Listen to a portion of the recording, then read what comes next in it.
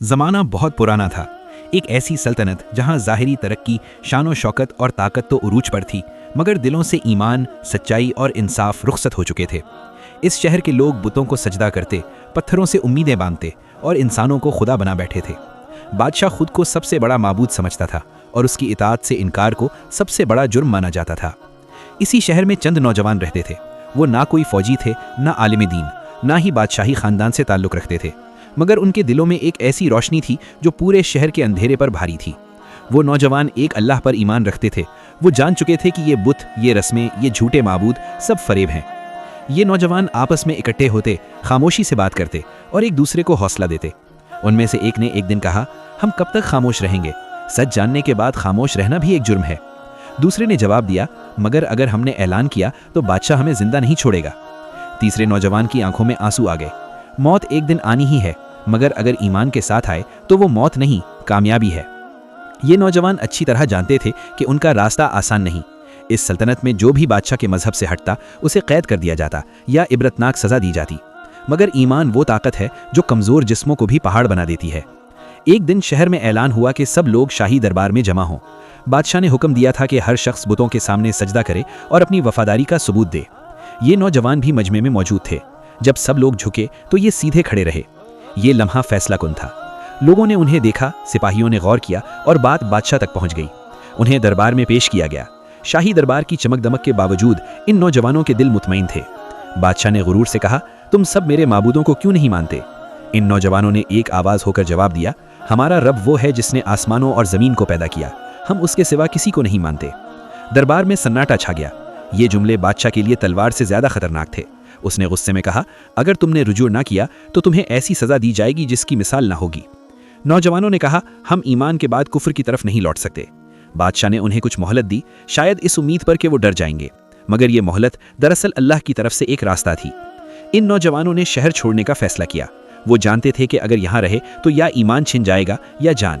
ایک رات جب شہر سو رہا تھا، وہ خاموشی سے نکل کھڑے ہوئے۔ ان کے ساتھ ایک کتا بھی تھا جو وفاداری کی علامت بن گیا۔ شہر سے دور ایک پہاڑ تھا اور اس پہاڑ میں ایک غار۔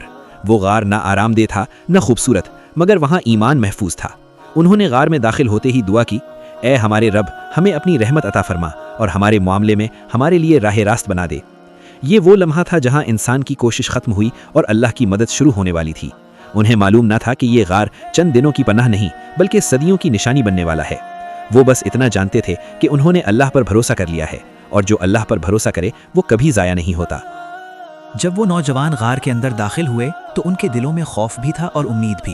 خوف اس بات کا کہ کہیں بادشاہ کے سپاہی انہیں تلاش کرتے ہوئے یہاں نہ پہنچ جائیں، اور امید اس یقین کی کہ جس رب کے لیے انہوں نے سب کچھ چھوڑا ہے وہ انہیں کبھی تنہا نہیں چھوڑے گا۔ غار اندھیرا تھا، خاموش تھا اور سردی لیے ہوئے تھا، مگر اس اندھیرے میں بھی ان نوجوانوں کے دل روشن تھے۔ انہوں نے ایک دوسرے کی طرف دیکھا، تھکے ہوئے جسم مگر مضبوط ایمان۔ وہ زمین پر بیٹھ گئے، کچھ نے دیوار کا سہارا لیا اور ان کی آنکھیں آہستہ آہستہ بند ہونے لگیں۔ یہ عام نیند نہیں تھی، یہ اللہ کی طرف سے عطا کردہ ایک خاص نیند تھی۔ قرآن ہمیں بتاتا ہے کہ اللہ نے ان کے کانوں پر نیند ڈال دی۔ وقت جیسے رک گیا، دن، مہینے، سال گزرنے لگے، مگر ان نوجوانوں کے لیے سب کچھ ایک لمحہ بن گیا۔ سورج طلوع ہوتا مگر اس کی شعائیں غار کے اندر اس طرح داخل ہوتی کہ نہ انہیں تکلیف پہنچتی نہ ان کے جسم خراب ہوتے۔ یہ سب اللہ کی قدرت کی نشانی تھی۔ ان کا کتا غار کے دہانے پر بیٹھا رہا جیسے محافظ ہو۔ اگر کوئی باہر سے دیکھتا تو اسے یوں لگتا کہ یہ سب جاگ رہے ہیں، حالانکہ وہ گہری نیند میں تھے۔ اللہ نے ان کے جسموں کو ایک طرف سے دوسری طرف کروایا تاکہ وہ مٹی میں نہ گلے۔ یہ سب اس لیے کہ ایمان کی یہ نشانی محفوظ رہے۔ سال گزرتے گئے، دہائیوں میں بدل گئے اور پھر صدیاں بیت گئیں۔ اس دوران دنیا بدل گئی۔ وہ ظالم بادشاہ مر گیا، اس کا نظام ختم ہو گیا، اس کا ظلم قصہ پارینہ بن گیا۔ اس کے بعد آنے والی نسلوں نے نئے بادشاہ دیکھے، نئے قوانین، اور آہستہ آہستہ توحید کا نور دوبارہ پھیلنے لگا۔ ایک دن اللہ نے فیصلہ فرمایا کہ اب اس نیند کا اختتام ہو۔ ان نوجوانوں میں سے ایک کی آنکھ کھلی، اس نے کروٹ بدلی، جسم میں ہلکی سی تھکن محسوس کی اور دوسرے ساتھیوں کو جگایا۔ سب جاگ گئے۔ انہوں نے ایک دوسرے کو دیکھا اور کہا، ہم کتنی دیر سوئے ہوں گے؟ ایک نے کہا، شاید ایک دن یا اس سے بھی کم۔ انہیں ذرا بھی اندازہ نہ تھا کہ وہ 300 سال سے زیادہ سو چکے ہیں۔ بھوک لگی تو انہوں نے فیصلہ کیا کہ کسی ایک کو شہر بھیجا جائے تاکہ کھانا لے آئے۔ انہوں نے اسے نصیحت کی کہ نرمی سے جانا، کسی کو ہماری خبر نہ ہونے پائے، اور حلال و پاکیزہ کھانا ہی لانا۔ وہ نوجوان شہر کی طرف روانہ ہوا، مگر جیسے جیسے وہ آگے بڑھا اسے ہر چیز بدلی ہوئی محسوس ہوئی۔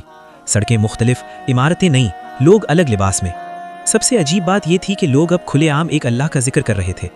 جب وہ نوجوان بازار میں پہنچا اور پرانے زمانے کا سکہ نکالا تو دکاندار چونک گیا۔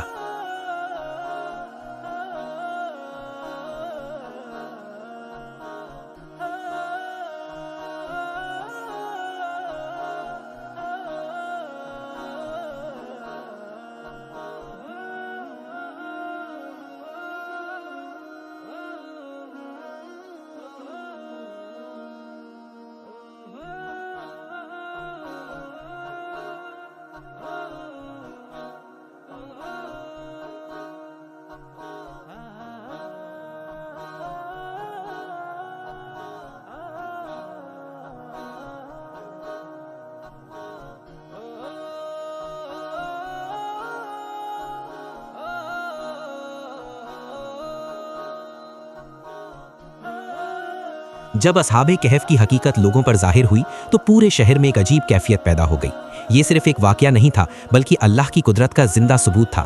وہ لوگ جو قیامت، دوبارہ زندہ ہونے اور اللہ کی قدرت پر شک کرتے تھے اب خاموش ہو چکے تھے، کیونکہ ان کی آنکھوں کے سامنے وہ نوجوان تھے جو صدیوں سو کر دوبارہ بیدار ہوئے تھے۔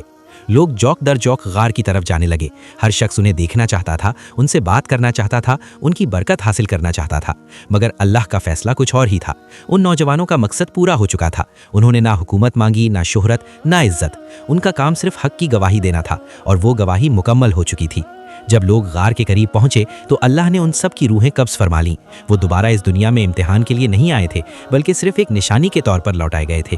یوں اصحاب کہف ایک بار پھر دنیا کی نظروں سے اوجھل ہو گئے، مگر اس بار ہمیشہ کے لیے۔ اب ایک نیا اختلاف پیدا ہوا۔ لوگوں میں بحث ہونے لگی۔ کچھ نے کہا ان کے غار پر ایک عمارت بنا دی جائے تاکہ لوگ انہیں یاد رکھیں۔ دوسروں نے کہا نہیں، ہمیں ان کی عبادت نہیں کرنی بلکہ صرف ان کے رب کو یاد کرنا چاہیے۔ قرآن ہمیں بتاتا ہے کہ آخرکار وہی بات غالب آئی جو حق کے قریب تھی۔ یہ واقعہ یاد دہانی تھا، عبادت کا مرکز نہیں، اصل سبق غار نہیں بلکہ ایمان تھا۔ اسی طرح ایک اور اختلاف بھی سامنے آیا۔ لوگ اندازے لگانے لگے کہ اصحاب کہف کی تعداد کتنی تھی۔ کوئی کہتا 3، کوئی کہتا 5، کوئی کہتا 7، مگر اللہ نے واضح کر دیا کہ ان کی تعداد جاننے سے زیادہ اہم بات یہ ہے کہ وہ کیوں کھڑے ہوئے اور کس کے لیے کھڑے ہوئے۔ یہ ہمیں سکھاتا ہے کہ دین میں غیر ضروری بحثیں اصل مقصد سے دور کر دیتی ہیں۔ اصل مقصد اللہ پر ایمان، اس پر بھروسہ اور اس کے دین پر ثابت قدمی ہے۔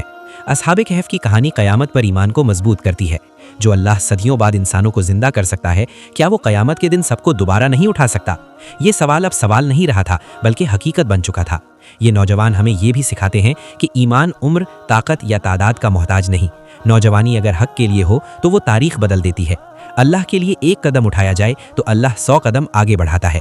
انہوں نے گھر، خاندان، دولت، آرام سب کچھ چھوڑ دیا مگر ایمان نہیں چھوڑا۔ آج دنیا میں بہت سے لوگ معمولی فائدے کے لیے اپنے اصول بدل لیتے ہیں، مگر اصحاب کہف نے جان کا خطرہ قبول کیا مگر عقیدہ نہیں بدلا۔ یہ کہانی ہمیں یہ بھی یاد دلاتی ہے کہ ظلم چاہے کتنا ہی طاقتور ہو، انجام اسے ہی آتا ہے۔ حق وقتی طور پر دب سکتا ہے، ختم نہیں ہو سکتا۔ اللہ کی مدد خاموشی سے آتی ہے مگر مکمل آتی ہے۔ اصحاب کہف نہ فوج تھے نہ انقلابی لیڈر، مگر اللہ نے ان کا ذکر قرآن میں محفوظ کر دیا۔ کیوں؟ کیونکہ وہ سچے تھے۔ آج جب کوئی نوجوان تنہائی میں اپنے ایمان پر ڈٹا ہوتا ہے، جب کوئی حق کی خاطر نقصان برداشت کرتا ہے، جب کوئی اللہ پر بھروسہ کر کے دنیا کی مخالفت مول لیتا ہے، تو وہ اصحاب کہف کی سنت پر چل رہا ہوتا ہے۔ آخری سبق، اصحاب کہف ہمیں یہ پیغام دیتے ہیں کہ اگر پورا معاشرہ غلط راستے پر ہو تب بھی حق کا راستہ چھوڑنا ضروری نہیں۔ اللہ کے لیے چھوٹی قربانی بھی عظیم بن جاتی ہے۔ جو اللہ کے ساتھ ہو جائے، اللہ اسے زمانوں کے لیے زندہ رکھتا ہے۔ یہ کہانی صرف ماضی کا قصہ نہیں بلکہ ہر دور کے ایمان والوں کے لیے ایک آئینہ ہے۔ یہی اصحاب کہف کی اصل کامیابی ہے، دنیا سے گمنام مگر رب کے